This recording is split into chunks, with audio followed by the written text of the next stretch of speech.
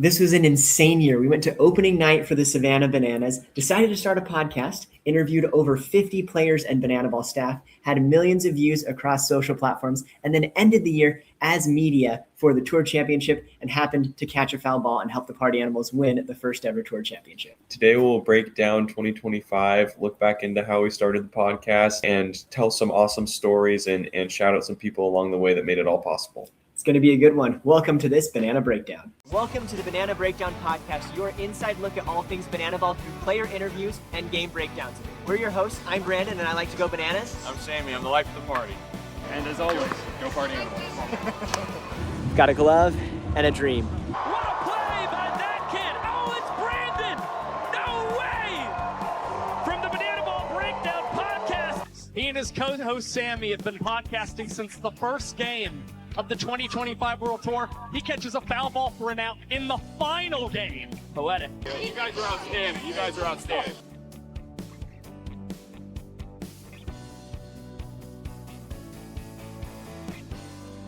Today, we are flipping the script, and Sammy and I are going to get interviewed by our podcast producer, the one and only Cooper Carter.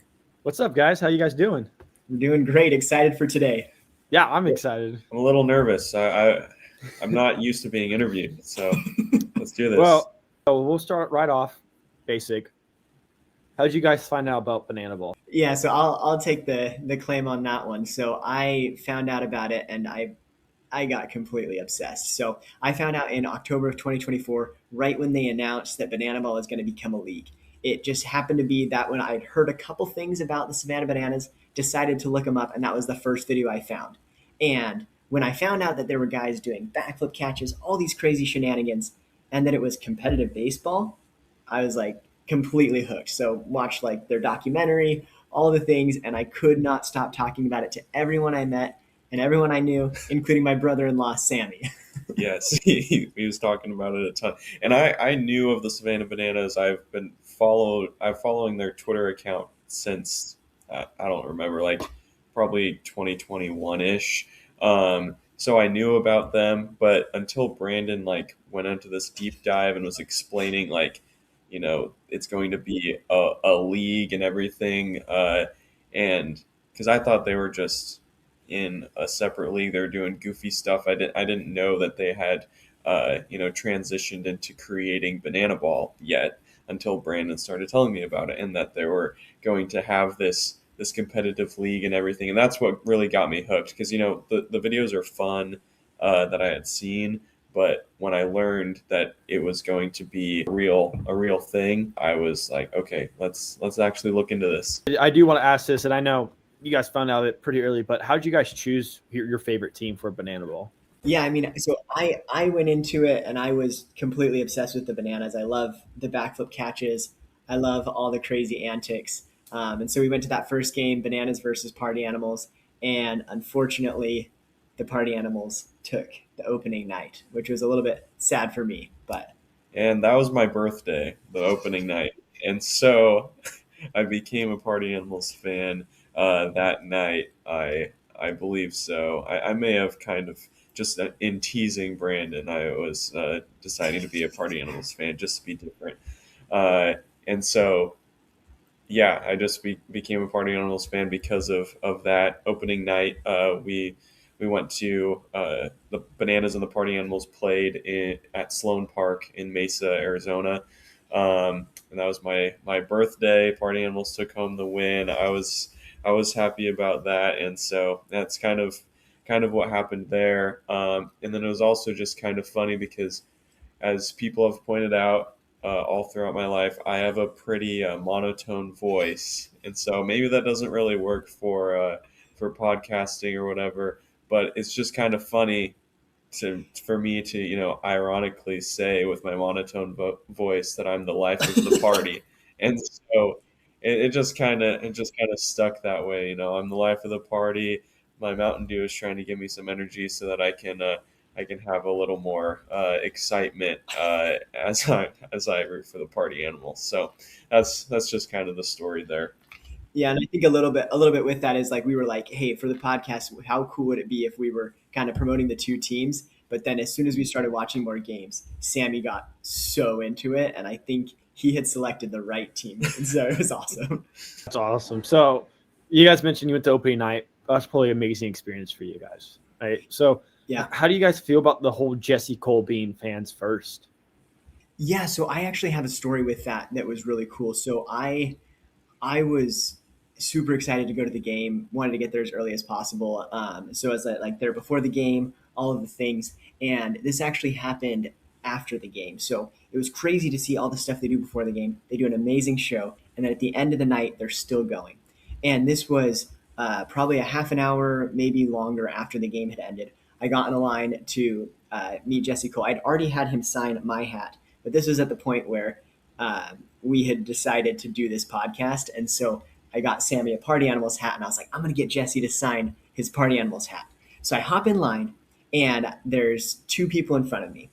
He helps the one kid, and then he says, hey guys, I'm so sorry. We got to do the Hey Baby dance. Like, I can't sign anymore. I've got to go. So he walks away, gets about 5 steps, and you can see the gears turning, turns around to the kid in front of me and says, hey, can I get a picture? Signs the ball, and then I'm so sorry, turns around again.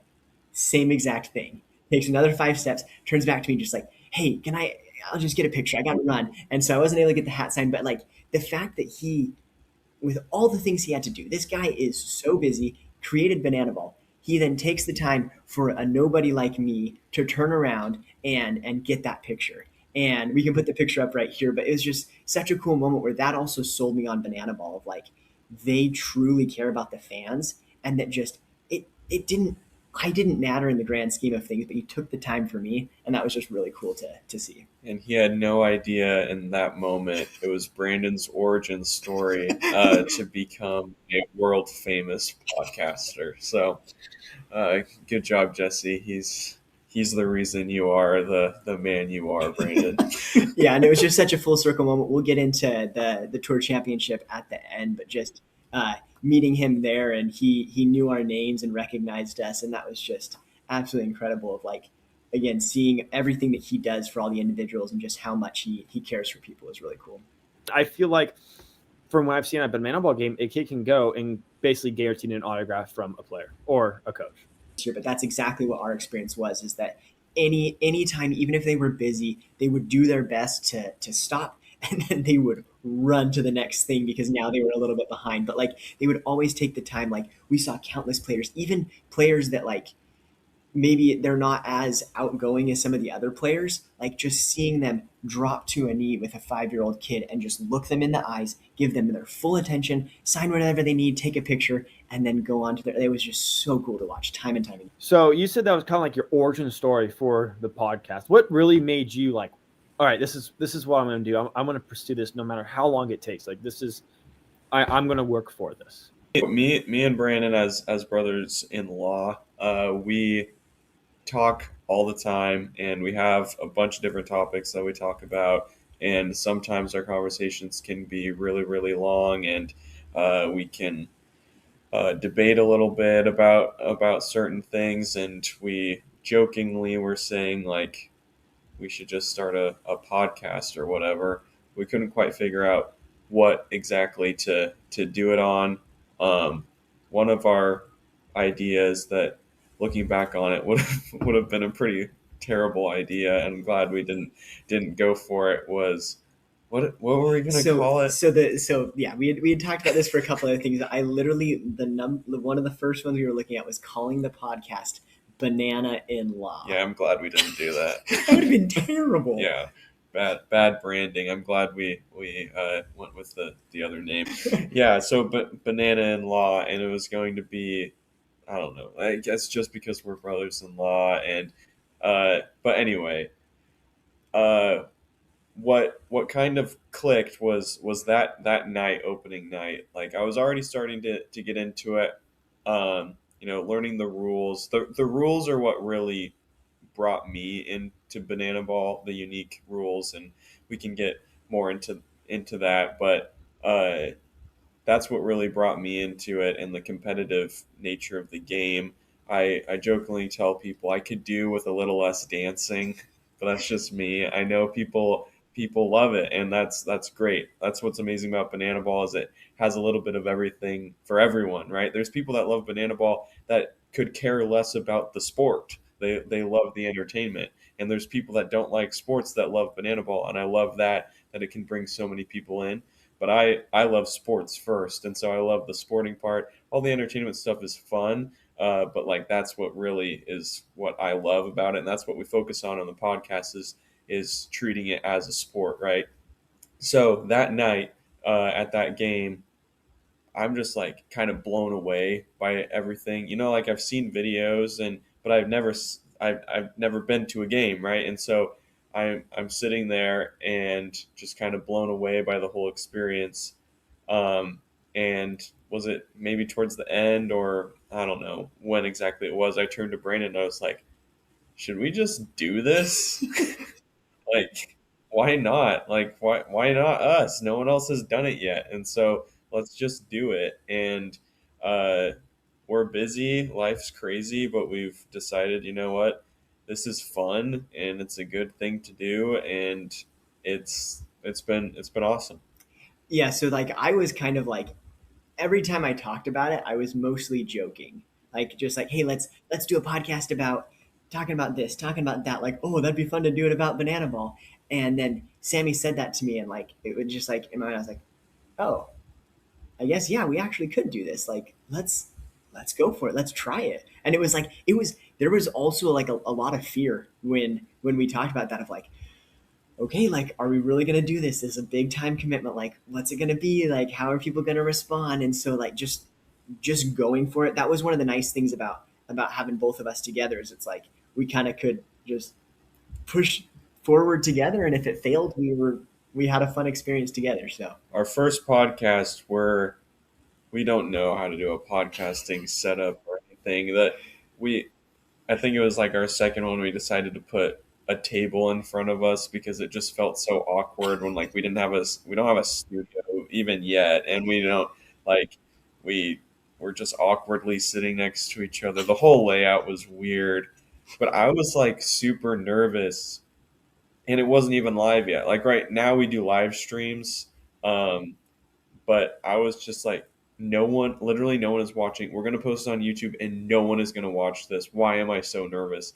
But I was, but we just kept doing it. We recorded 3 videos in one night, because Brandon, who's a big reader on all of what's the best way to start a channel or whatever, he knew all of that stuff. It was like post multiple episodes at once. Seemed to work, so good job, Brandon. But we did 3 and then decided to post them out eventually, and yeah, so we just kind of went for it, and it was supposed to be a monthly thing, but which ended up turning into a weekly thing.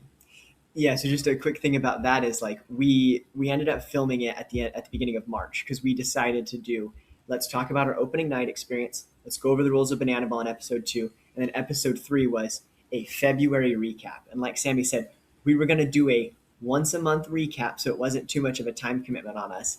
And then after we posted those 3 episodes, literally on one of those episodes, we get a comment from the Banana Ball YouTube channel that says like best podcast on the earth or something like that. And we were just like, Huh? Like, you know about us? Like, what they saw?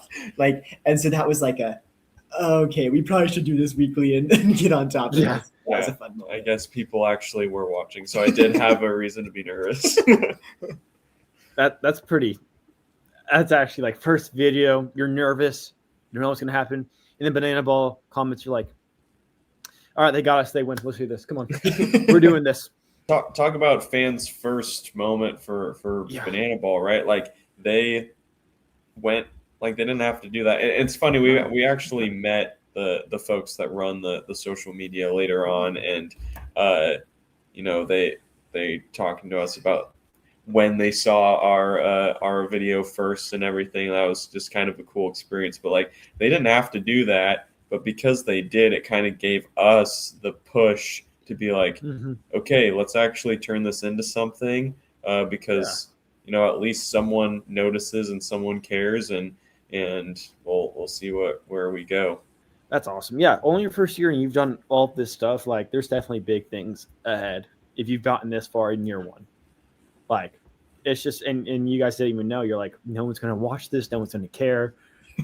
And now here you are. You're talking to Jesse Cole. You're going to the Tour Championship. You have, we'll get, like you said, we'll get into later. Media day passes to Texas. You have takeovers now with head coaches and players and like some of the best players. It's just in a year, and it's like, and that's probably where the fans first definitely comes in. They're like, they want to get out there, and I think that's probably why Banana Ball is going so big, is that these players and coaches are putting a name out there by going on to all these podcasts and live streams and talk shows. Yeah, like it's just what I keep telling myself is that, we're putting in all this work and everything, and if nothing ends up coming from this, like this all just kind of crashes and burns or whatever, hopefully that's not what's going to happen. We want to keep going. But if all that happens, I had a really crazy 2025, and I will look back on it with fond memories, and I made a ton of friends. And so it's just been really cool. We've been really blessed, and I'm just thankful for that. I've just learned you can just do stuff, right? No one is stopping you. You can just start something and go meet people and reach out to people, and it's been really cool. Meeting people, asking people to go on the show. Worst they can do is say no. Yeah. Worst they can do is say no. Yep, and there were plenty of people that we reached out to that like they responded and they like sent like a paragraph, and it was like, oh, like you would want to come on the show? Like, this is great. Yeah. Like there were some of those moments of like it was just weird where it's like I look up to these people, and then it was like they like knew who we were, and it was like I don't think this is how it's supposed to work, but I'll take it. Funny story about that. When we were in Frisco, I know we're kind of jumping around, but we went to Frisco, Texas for the first weekend for the Tailgaters for their headlining tour when they started that. We're got press passes. We're on the field. We're interviewing players, which is again crazy.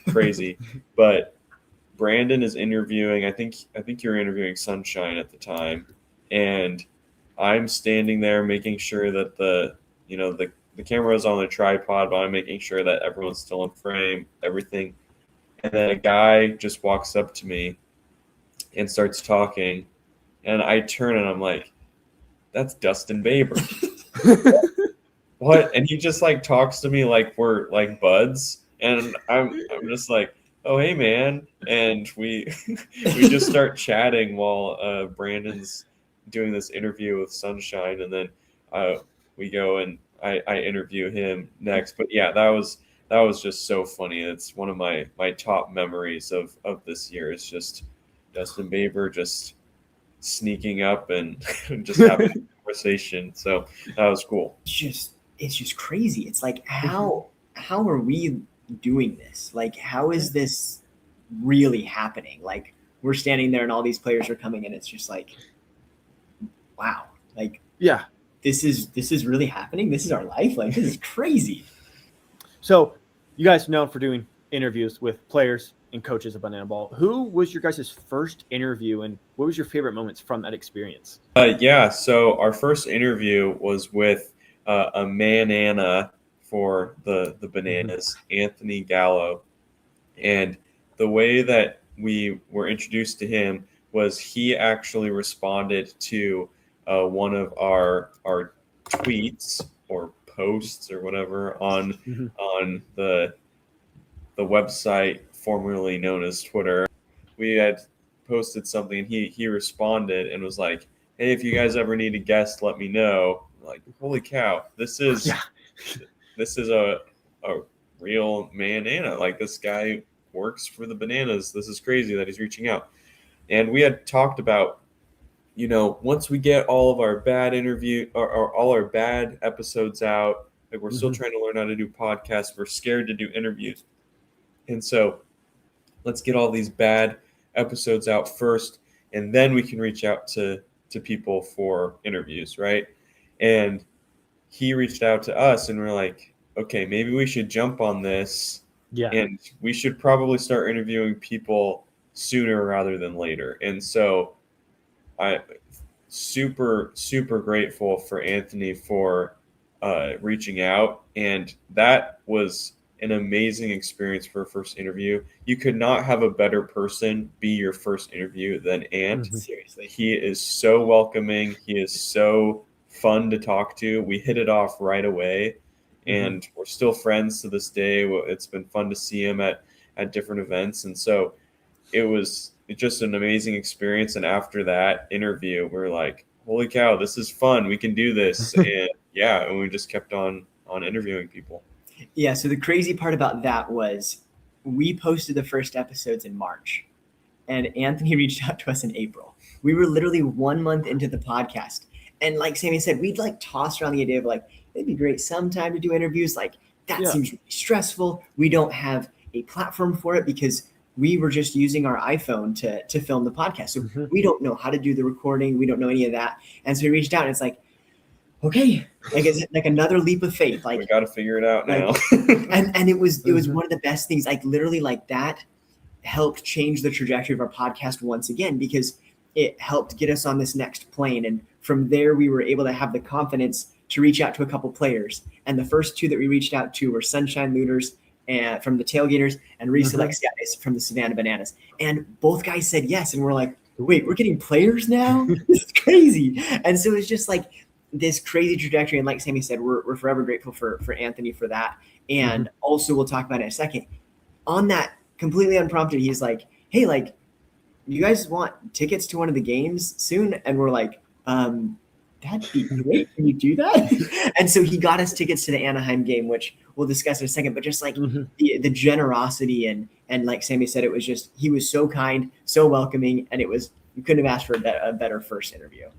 That's perfect. Like that's what you want with your first interview. And I think you guys were very blessed with having him come on your show and just being such a great character for you guys. 100%. It was the same way with Sunshine and Reese. Like we get on there and they're just super chill, super nice. And Sunshine also, he was like, hey, if you guys are ever in Texas, would love to get you tickets to a game. And that was, again, we'll talk about that in a second. Like that was how we got to Texas. It was just like the generosity of the players, like all of these little touch points where it just kind of pushed us along to the next level where we weren't sure if we were ready for, but just going along with their help, it really helped where we're going with the podcast. That's awesome. So we'll move to Disneyland because I am a Disney adult. I love Disney. Same here. So when was kind of side tangent? When was Banana Ball Day? Was that May 28th? I can't remember the exact date, but it was in May. So we already had tickets to the Anaheim game. The Anaheim game that we were going to, I believe, was the Saturday game because we were trying to make it as close to getting off of, like, not taking off a lot of work and getting up there. Then they're like, hey, we're doing Savannah Bananas Day, and it's going to be on, like, the Thursday before the game. And we're literally, my wife and I are watching the game, and we both love Disneyland.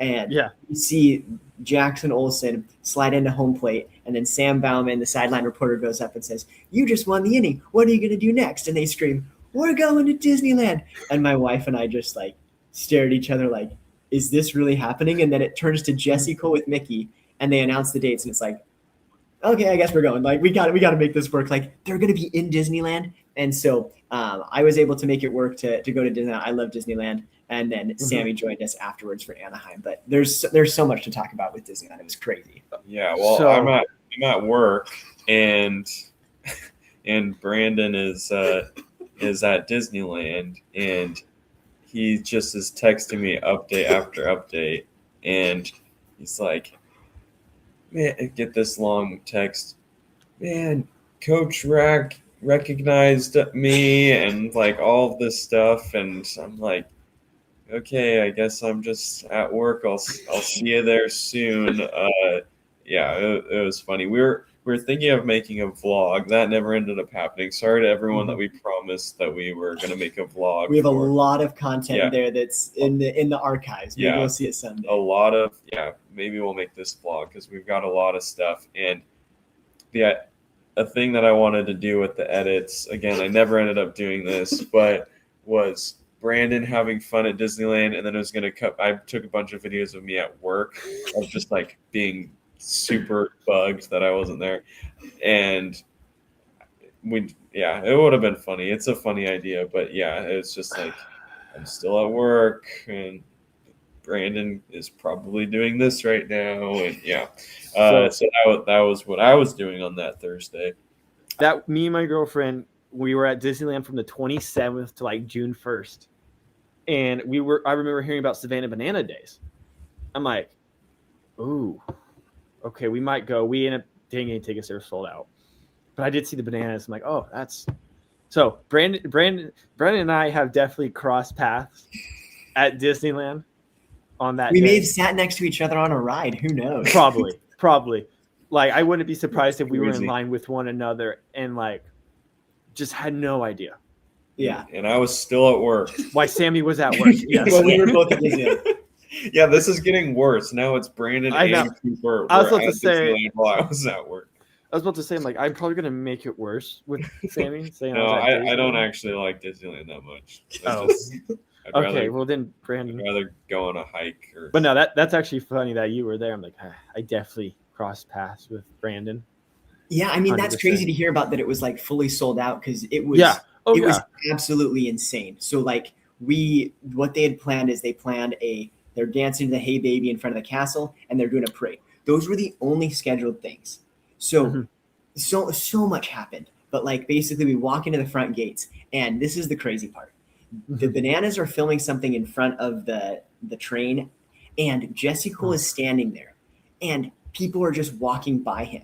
And I'm like, you guys have no idea who this is. So I walk up to him and he's like, you do the podcast, right? And I was like, Oh, what? Are at you Disneyland? At serious? Disneyland? At That's even Disneyland. better. I That's was- even better. Oh my gosh. And then like got to meet some of the players. Coach Rack was like, dude, I love your stuff. And it was like, you know who we are? Like that was another moment of just like, Mm-hmm. okay, I guess we're doing something right. Let's keep going. Like this doesn't feel like it should be happening, but we'll take it. And like just meeting a bunch of the players there, crazy to see them at Disneyland. Mm-hmm.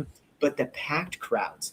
When we were waiting, I started waiting like 45 minutes before the dance in front of the castle, and it's just I was way far back, and like there's just a sea of people just standing there, and just absolutely crazy. And then when the parade happened, I was able to get there, and it was just again, Biko and Josh were like, "Hey, it's Brandon," and Reese Alexiadis and a couple other players, and it was just like that was a big moment of like, and that was in May, two months after we started the podcast.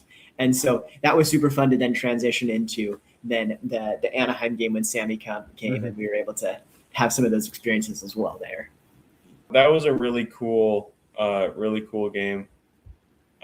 Just a lot of obviously because it's in Anaheim. There's a lot of Disney references. There's the Angels in the outfield reference to Mickey, Goofy, and a couple of the other people who came Yeah. out and danced to the Mickey Mouse Clubhouse hot dog dance on the field. Yeah. I think Goofy threw out the first pitch. Like it was crazy game. So yeah, you guys got the opportunity to have media passes at not only the Texas headliner, but the Tour Championship. So if you kind of want to walk me through how you got those media passes for the Texas and then the Tour Championship, and then we'll go in the breakdown about how those experiences were.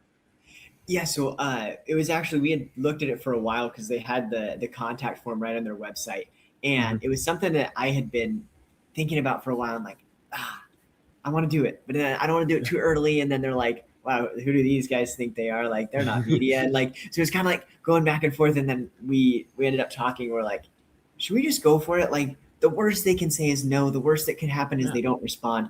And so we just threw it out there. We actually went for the Tour Championship first, and we're like, hey, Okay. does this work? Like, could this happen?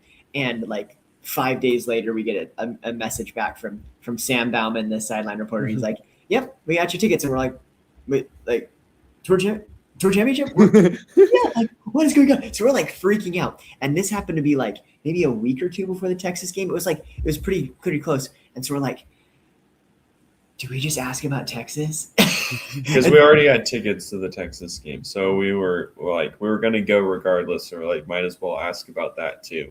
And so we threw it out there, and they're like, yep, we got your media passes for that too. And so we're like, Oh, this is crazy. And so then, yeah, we were able to get that, and we can talk about the experience behind the scenes, but just the fact that they were willing to give us that shot was just so kind, and we're so blessed. It was amazing. so we'll start with Texas first, and then we'll save the best one for the end. But I just want to hear about your experience at Frisco and how that entire day went for you guys. Well, it started with a really weird Uber drive. If Uber ride, well, we won't go into all of that. But the weirdest Uber we've ever yeah, experienced. but that was I'll bookmark this and ask later because I want to know. Now I want to know. yeah, super strange. But it was then we got to the stadium, super cool stadium in Frisco, one of the coolest stadiums I've been to, and then we just we get our media relations contact comes, gives us media passes, first time we're ever credentialed media members, really cool moment for us, and then we just walk onto the field, and they're like, so who do you want to talk to? And we're like, All of them? anyone? And so we just spent all day on the field. Like we were literally on the field from noon, I think, is when we got to go on until the game started at 7. So we were on the field from noon to 5, and then all of the other stuff started at 5, and we kind of took a break and just sat around, hung out with Fisher Polydora for a little bit, and then the game started. And so it was really cool. We just got to interview a bunch of people, make some more connections, and it was cool. Yeah, it was kind of just crazy, like even just the interview side of things and that part of it, but then it was also just seeing the practices. So they're practicing all of their dances, all their celebrations. So it was a really cool look into the behind the scenes of that part of the process. And then it was we were doing the interviews, and you'd start the interview. The Drew Gillespie one is my favorite because Sammy's interviewing Drew Gillespie, pitcher of the year in 2024, absolutely amazing closer. And all of a sudden they start playing Soda Pop, and the shirtless party animals are dancing, and we have to stop the interview because the music's blaring. You couldn't hear anything. And then they just go on with the interview after that. And it was just so funny to see some of those moments, but just absolutely incredible. We're on the field and we're yeah, can we talk to this person? They're like, yeah, we got it. And we're like, sweet. Yeah, we'd love to talk to Drew Gillespie and Jake Skoll. That'd be awesome. So it was crazy. Awesome. Oh, you guys got your media day passes. That's awesome. Frisco, sound like you guys had an amazing time. It's awesome hearing how that works for you guys and how worst they can do is say no. So now what everyone's probably been waiting for and what everyone's have heard the most, and I would too if I caught a foul ball to help win the tour championship. The ball. Yeah. I have a banana ball, but it's not as special as that one. So just take me through the tour championship from the media standpoint, and then we'll go into how you guys experienced the game and how that experience was for you guys. Yeah, so we talked about it a lot on our live stream the week after it happened. So if you want the full story, that's the place to go. But just the high level was just we were able to get there on the field. Jesse Cole came up to us and said hi. We talked to a ton of players, got a ton of interviews. And then one of the coolest parts was we got to go behind the scenes with the producer, Chad, and he walked us around and gave us a sneak peek, which was crazy. So there's just a ton of fun stuff. Yeah, a funny moment was Chad revealed himself as he had his YouTube name. He had been commenting on a bunch of our stuff, and we're like, how does this guy know so much about Banana Bowl? This guy's a super fan, and some of the stuff he said is that seems like a little bit behind the scenes. And then Chad introduces himself, and he revealed himself as that guy that had been commenting, and it was just kind of a funny moment. But Chad's awesome. He's such a good guy. But he gave us a tour of Grayson Stadium. So historic Grayson Stadium, we got to go pretty much everywhere. We got to see all of their go behind the scenes to their production rooms, and go to their offices. We got to go up to the press box to chat with Pico and Josh for a little bit. It was really, really cool. And we got to give a special shout out to Brendan Norton, who met us there. We had met him in Frisco because he was doing a documentary on Sunshine Looters. Great stuff. He's a great documentary maker, but he lives in Savannah.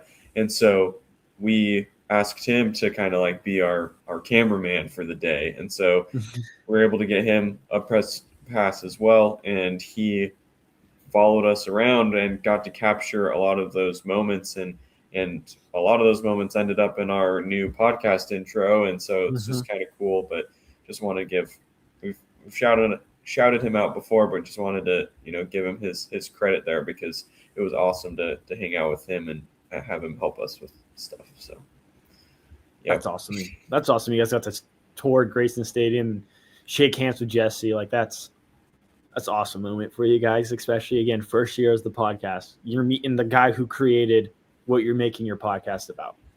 Like that's just just absolutely mind blowing. And then the way that it ended with the catch was just a really cool full circle moment. And just again, that the biggest takeaway for me with that is just how fans first the players are, and how it didn't matter that we were doing the podcast. It was just they bring people on the field when they catch the balls as much as they can. And it's just so cool to see all of that, and just a full circle moment, because in the first game that we went to opening night, 2 seats down from me, a guy caught a foul ball, and the party animals swarmed, and they were really close to us, and they brought him on the field. So like from the first game of the season, we watched that happen. And I was like, oh, that would be so cool. To the last game where it actually was able to experience that as a fan. Like just so cool to see that from start to finish. And again, just a shout out to the Banana Ball team and what they've created, that it is so fans first that you can actually be a part of the game. And that's my biggest takeaway, is that if you go to a game,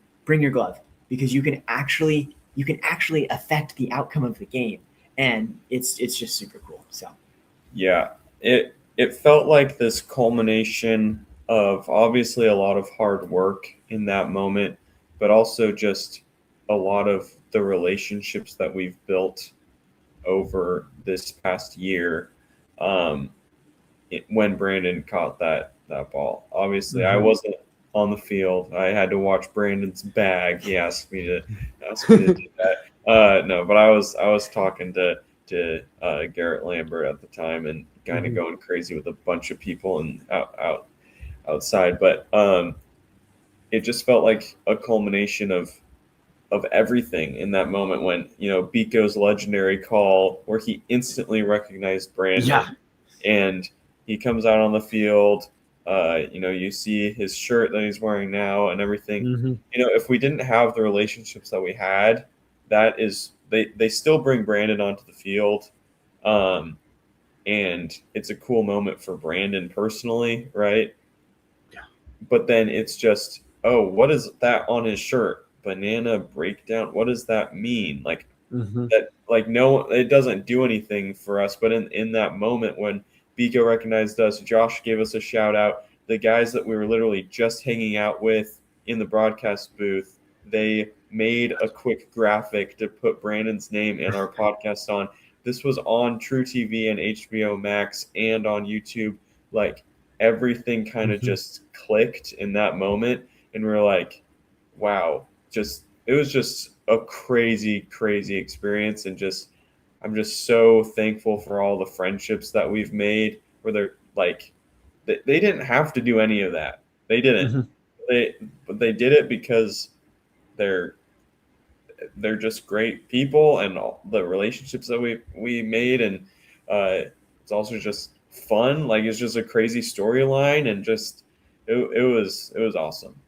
Yeah, and to go off of that, that's been the best thing from the year. It's just the people we've met, the relationships we have with these players, with the staff behind the scenes, doing these live streams now, and we're having players reach out to us to come on, and we're reaching out to players, and they're excited to come on, and we're like, the fact that we're talking to coaches, like, this is just crazy stuff that we couldn't have imagined when we started it. And it's been such a crazy year. We're so blessed. It's been such hard work to pull this off. And so having those moments along the way has really been helpful to, like, okay, let's keep it going. This is some great momentum. We're able to, and even just also to shout out the fans of the Banana Breakdown podcast, like the people that come on the live streams every week, the OGs that were watching us from when we started and commenting on the videos. Like, we have a really amazing core group of fans that really have helped us, and that support system to, hey, we like what you're doing, let's keep it up. Like, all of that has been so nice. So thank you to everyone who's watching now, and especially for those who've been watching us along the way. Like, we're just getting started, and we're really grateful for each and every one of you. One of my favorite comments on a recent live stream, someone said, it something about being there when there was just 10 people watching at like midnight, whatever his time was, and listening to my rants or whatever. And it's like, yeah, that is crazy. And that was a day where we had a record-breaking amount of people on a live stream. And he commented that, and that caught my eye. And you know who you are. It was that commented, and I saw that, and it was just kind of a surreal moment for me of like, yeah, we were doing live streams, like post-game live streams with like 7 people watching, and like no one. Yeah. And it was fun. It was so fun, and I was just kind of going off the rails, and people seem to like that, and it was so fun. And then to look at where we are now, it's still a lot of fun, and like I'm just so thankful for those people that have stuck with us and told their friends about us, that have just just watched this all grow, and just so blessed.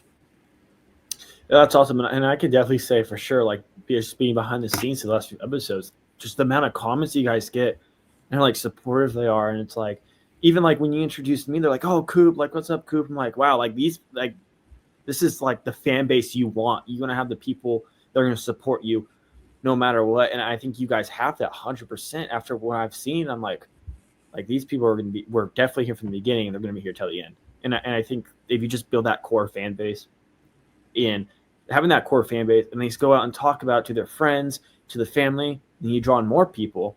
And I just think it's so awesome how you built a great community with a lot of people, and how, again, you guys, I would say you're fans first, responding to comments, having conversations with people in the chat. Like that's like a lot of live streamers don't do that. And even when you guys are big time, you're still going to look back to those original people that support you and be like, I remember you.